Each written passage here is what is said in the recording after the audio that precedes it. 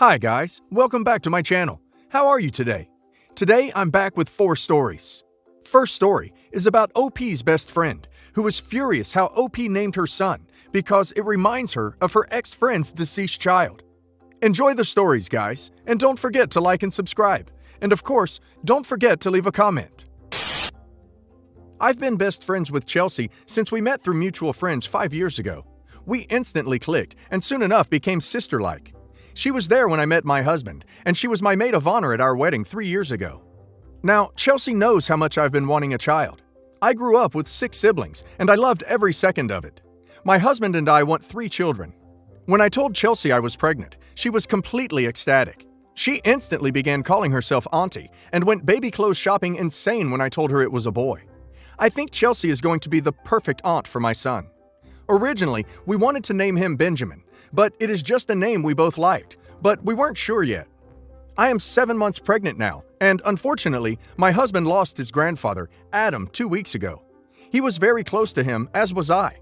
He was the first family member we told about our son, and was our biggest supporter when we moved into our own home. We truly loved Adam. This Monday morning, my husband texted me asking if we could talk. We had lunch, and he explained that he wants to honor his grandfather and name his son Adam. He has his father's blessing to do so. It was his father, and his grandmother. And if we wanted to, the family thought it was a wonderful idea. I instantly agreed. There was no doubt in my mind. Our son will be named Adam Benjamin. My husband was overjoyed and actually cried in the restaurant. He was so happy. He told me that this means the world to him that I agreed. Last night, Chelsea came over to make cupcakes, and I told her the good news. Her face instantly dropped. She started crying and threw the bowl into the sink and left. No communication at all. I was completely at a loss for words and tried calling her several times. I had no idea what I did. At first, I thought she had just grown attached to the name Benjamin, and I felt so bad. But that was never a solidified name to begin with, just a nickname.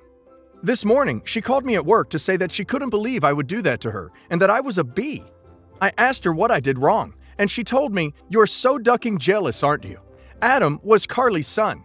Carly is someone who used to be Chelsea's best friend.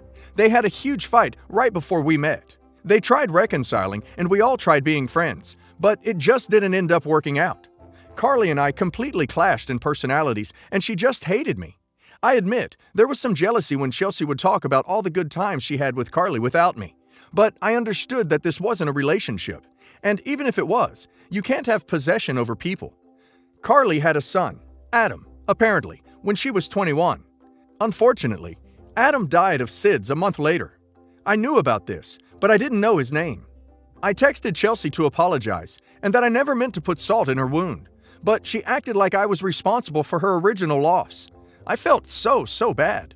She texted me back that I was only doing this because I hated Carly, and that she never wanted to talk to me again unless I changed my mind. I am seriously at a loss here. What do I do? I don't want to upset anyone, but I feel like this is our son. We are naming him out of love, not out of spite. OP should stop indulging this twittish behavior. OP has nothing to apologize for. This is OP's son, and she has every right to name him what she wants. OP is not asking her if it's okay, she is telling her that this is how it is. It's not OP's job to tend to others' mental problems, where they think they can decide what is right or wrong in OP's life. A real friend, if she was one, would shut her mouth. OP needs to rethink this selfish, self-centered person as a friend. My husband's best friend passed away 8 months ago from a car accident. He left behind his wife and 2-year-old son. He and my husband were like brothers. They were very close, and this loss impacted my husband. He'd keep saying that he lost his brother and a true friend. To be frank, he was dealing with so much grief and sorrow, and no longer had interest in doing certain things. He, however, kept visiting his friend's widow regularly to check in on her and her son. I know her, and she's a decent person, and I cannot imagine what she's going through. I have so much empathy for her and her son. My husband started going over to her place a lot. He'd bring food and stuff and check on her and her son often. He, at first, was very open and honest with me about wanting to help his friend's widow with whatever he can. And I understand why he felt this way. But I noticed that he's purposely skipping work and family events to go visit her. He still called to tell me that he was at her place. This started affecting our lives majorly. I sat him down and talked about what's going on. He kept saying he felt he wasn't doing enough. I told him to take it easy, and he's done his best to support his friend's widow in this difficult time. I asked him to regain focus on work and other important things in his life. I thought that would get him to see what I meant, but he stopped telling me where he goes. He started lying about where he was, lying about saying he was at his brother's house, and his brother would then say, no, he wasn't. So I knew he was lying and was probably at her place. I had a strong feeling that something was wrong. He let me use his phone and had nothing to hide. To my surprise, her number was no longer in his phone. There were no calls or texts, which was weird because he'd usually call to check on her. I asked about that, and he said he no longer has her number. But I accidentally discovered another phone hidden in his car and saw that they've been exchanging texts and phone calls. The text felt intimate, though they weren't sexting, but they felt very intimate. Most of the phone calls were over 15 minutes long, and most of them had her crying and my husband saying nothing, just breathing. The sound of his breath was loud enough for me to hear. I felt so much confusion and discomfort. I knew that there was something going on between them. I had many questions I wanted to ask him. I couldn't wait till he got back to the car to confront him with what I found, but for some reason, I waited for days. I wasn't acting myself, and my husband noticed something was wrong but never asked me. He came to me by himself and said he knew I knew something was up. He sat in front of me and started crying, swearing that he has been respectful of his friend's widow's boundaries and always considered her like a sister to him. From what he said, I felt like something happened between them, but he only talked about the messages and calls they shared and explained that it was her who kept reaching out to him, and he didn't want to make her feel like she was alone when they both suffered the same loss. He said he also knew how I'd feel about the constant calling, so he got another phone for the purpose of comforting her during this time, without causing issues in our relationship. But he already did. I told him this was not him confronting her, and those texts felt uncomfortably similar to an emotional affair. He insists that I got it wrong, and he swore up and down that nothing happened between them, and that he'd never betray his brother by even looking at her other than being a sister to him.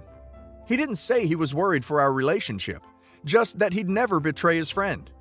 I couldn't determine if he was telling me the truth, but what he was saying contradicted what was on his phone.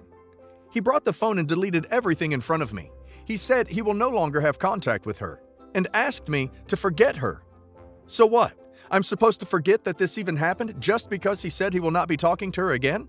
He kept asking, "What else do you want me to do?" in a loud tone, and we eventually had an argument, and he left at 10 p.m. I've been an absolute mess since then, and he hasn't stopped texting me to apologize for his outburst and his previous behavior. He kept saying he loves me and that he'd never think of hurting me, then talked about his deceased friend. I can't help but feel I lost trust in him after what he did, no matter what his intentions were. OP needs to tell him to get therapy for the loss of his friend. He lost someone close to him, but from his actions, looks like he might also lose OP and his marriage. It's okay to support a friend, but not to the detriment of their marriage and his life. It's possible something happened between them, especially if they're both suffering and bonding over the same loss. If OP knows this woman, she should sit down with her and OP's husband, sort this out, and come to an understanding. OP should not let this rest, because it won't just go away. He won't forget about her, and neither should OP. Sorry guys, there's no update for this story. My mother was in the process of divorcing my father when she died. She was battling an aggressive cancer for a year and a half.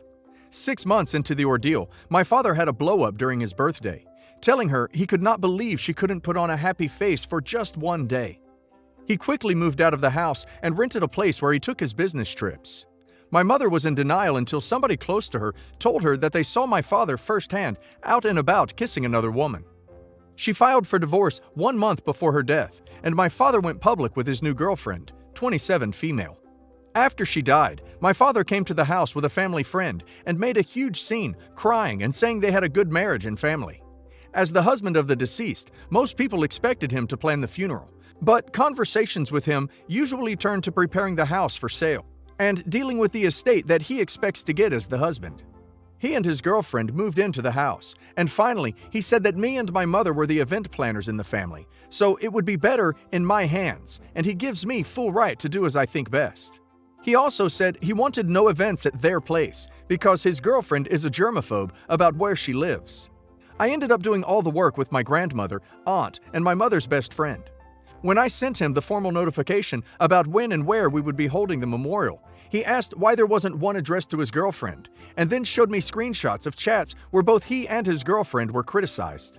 All the people who have put love into my mother's funeral think it's inappropriate for the man my mother loved for her whole life to be sitting next to a new girlfriend. In addition, my father and his girlfriend are nicknamed Couple Club Molly by everyone in our circle under 40 because of how much PDA they show whenever they are out together. Her always sitting on his lap, making out, keeping their hands in inappropriate places. When I tried to gauge if my father would consider tapering off the touching and rubbing up against each other, sharing a seat, they've been known to do, he denies remembering one time they've even kissed in public, and says that he can't help but think I want to dictate how he grieves, and that you can't expect someone who's been cruelly touch-starved for like 2 years to accept that state of affairs. He says, invite both of us, or I assume you're not inviting me. My father never used to be like this. He used to be very affectionate and gregarious, but now everything that's so charming about him is worse than glib. My main concern is my grandmother, who has been suffering heart palpitations since we lost my mother, and the stress of dealing with drama or reminders of my father cheating is too much for her. Should I leave the ball in my father's court and let him decide what he wants to do? Or should I bite the bullet and formally invite his girlfriend? I have spent nearly all of my own money on this funeral, and my father contributed a total of $100. It very much sounds like he wants to play the part of the grieving husband while also showing off a young girlfriend. He's being very immature and selfish. OP should not invite her. Not sure why she'd even want to be there, considering the circumstances. And OP should be prepared to deal with things if he decides to show up with her. OP should have some sort of contingency plan for that. My husband and I have been together for 4 years. This is his second marriage. He was divorced when I met him and moved to my hometown for work. Honesty is an important factor in our marriage. We tell each other everything and never hide anything from each other. We have a 2-month-old son together, and the struggle began right after I got pregnant. My husband started behaving strange. He always said that he was happy and excited to be a dad, but his behavior showed the opposite. Throughout my pregnancy, he avoided to talk about our son, avoiding doing things like shopping for our son's necessities and discussing names and helping out with the nursery. However, he helped with other things, and I was responsible for everything that had to do with our son. I really thought the behavior was temporary, and everyone said it could be that he was finding it difficult to adapt as a new dad and will go back to normal once our son is born.